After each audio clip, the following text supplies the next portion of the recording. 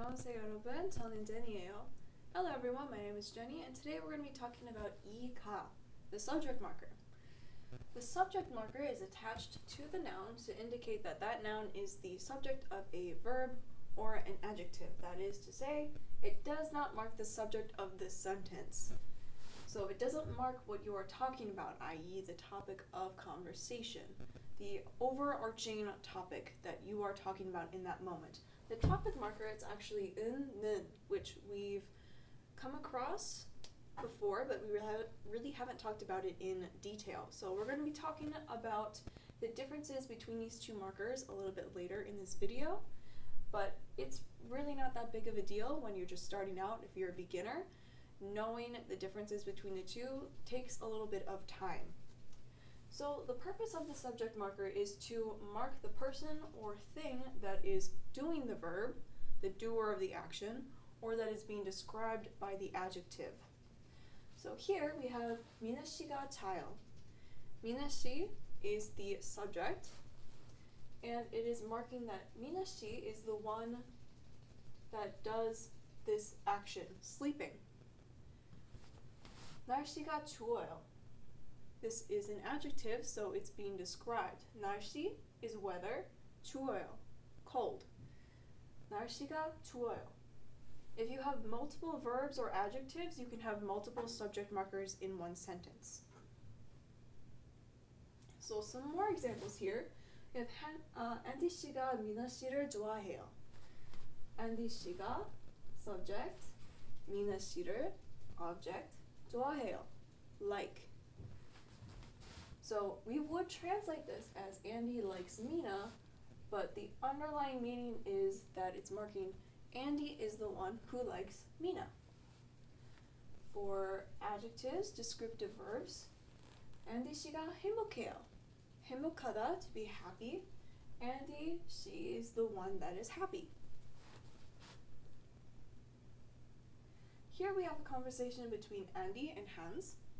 And Andy says, 저는, I, this is the topic marker. So he's marking himself as the topic of the conversation. 저는 여자친구가 있어요. 여자친구가 subject, girlfriend. 있어요. I have a girlfriend. And Hans says, 여자친구가 누구예요? Who is your girlfriend? And Andy replies, 여자친구가 미나예요. But what he doesn't know is that Mina's listening in on their conversation, and she gets really mad when she hears that. Andy 씨! So if your noun, if your subject ends with a consonant, you'll use 이. So 이름, name, 안경, glasses. You remember at the beginning, one of the first videos that you watched was 이름이 뭐예요? And I told you to memorize this phrase as a whole. But now we can break it down into their singular components. So 이름, name, 이, subject marker, 뭐예요? What is? 안경이 있어요? Do you have glasses? If your noun ends in a vowel, you'll use 가. So 저는, topic, me, 커피가 있어요. I have coffee. 소라 씨가 누구예요? Who is 소라 씨? 람핑 씨가 어느 나라 사람이에요? What country is 람핑 씨 from? 람핑 is what country citizen? And Andy responds, 람핑 씨가 중국 사람이에요.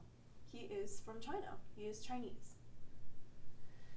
Now, the decision of whether you should use 이 or 가 or and 는 can be kind of difficult because there are times where you could use either or and they'd both be correct. It just depends on what you're really trying to say. They have different connotations, different nuances, they imply different things. So again, this isn't a big deal, but it's just to help you understand these subtle differences between the two. So here we have some kimchi. It's 반찬, Korean side dish. And I have this sentence here. 김치가 맛있어요. Kimchi is delicious. 맛있어요 is an adjective saying delicious. So here, ka marks that kimchi is going to be the subject of a verb or adjective. 맛있어요. It will be doing something or will be described. It does not change the topic of conversation. It doesn't set the topic of conversation. You need the topic marker for that. So if I make myself the topic, 저는 한국 음식을 좋아해요. I like Korean food. 김치가 맛있어요. Kimchi is delicious. When I'm talking about this, I'm still talking about myself because I'm talking about what I think. I'm talking about the Korean food that I like. So I could follow this conversation with 단무지 맛있어요. 근데 어묵 맛이 없어요. 단무지, pickled radish, is delicious, but fish cake is not that delicious.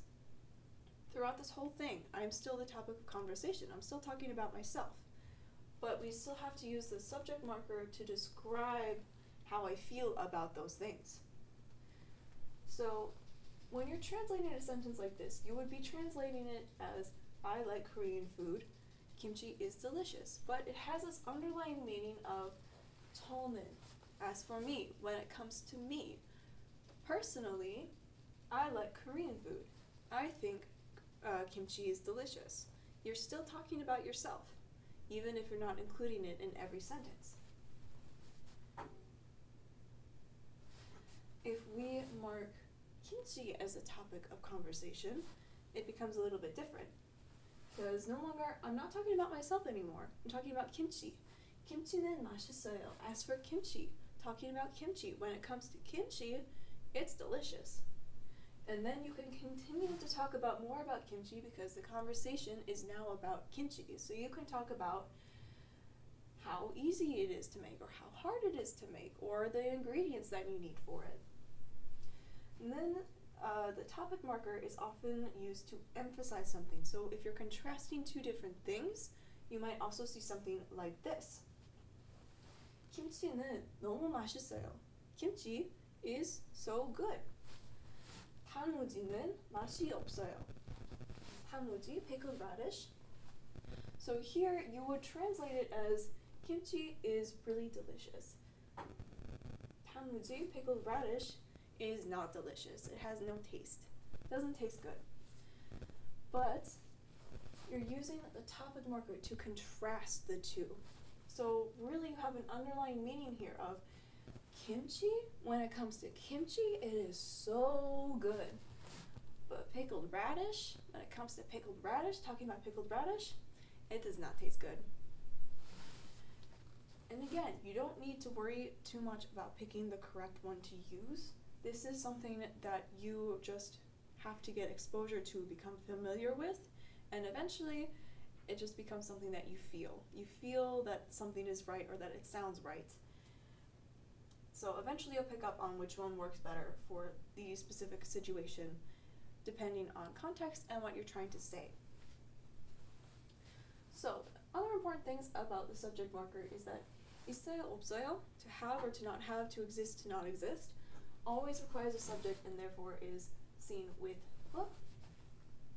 이가. So we have a couple new example sentences here, and it's important to remember that 있어요 has two meanings, to exist somewhere or to have. So you need context, you need to understand what you're talking about in order to make sure that you understand the meaning. So 미나 씨가 location 있어요. We'll be learning this, how to say this completely in Korean a little bit later. But 미나 씨 is the subject of the sentence. 미나 씨가 library 있어요. You're probably not saying that 미나 씨 has a library. That doesn't really make sense. You're probably saying that she is at somewhere. We can also see it when we're asking how many of something there are. So 책이 몇 권 있어요? How many books are there? But with Korean, sometimes we will drop the subject of the sentence. And so instead you would just say 몇 권 있어요? You would still know the subject of the sentence because of context, but also because 권 is used to refer to books. 몇 권 있어요? 책이 몇 권 있어요? 저는 topic I 내일 약속이 있어요.